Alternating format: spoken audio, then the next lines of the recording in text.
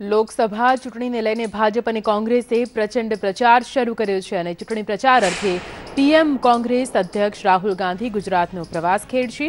કોંગ્રેસ અધ્યક્ષ રાહુલ ગાંધી આજ રોજ સૌરાષ્ટ્રમાં સભાઓ ગજવશે। અમરેલીના રાજલામાં લોકોને સંબોધન કર્યા બાદ રાહુલ ગાંધી 18મી એપ્રિલે ફરીથી ગુજરાત આવશે, જ્યાં જૂનાગઢના વંથલી અને કચ્છમાં ભુજ ખાતે જનસભાને સંબોધન કરશે, જે માટે રાહુલ ગાંધીએ 18મી તારીખે બપોરે 3:30 વાગે કેશોદ તેઓ પહોંચશે, જ્યાંથી 4 વાગે કેશોદથી વંથલી સભા સ્થળ પર પહોંચી જનસભાને સંબોધન કરશે। સભાને સંબોધન કર્યા બાદ 5:30 કલાકે સ્પેશિયલ ફ્લાઇટમાં કેશોદથી ભુજ રવાના થશે।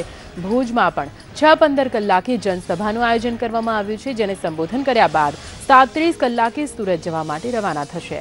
સુરતમાં રાહુલ ગાંધી રાત્રિ રોકાણ કરશે અને 19મી એપ્રિલે બારડોલીમાં જાહેર સભાને સંબોધન કરશે।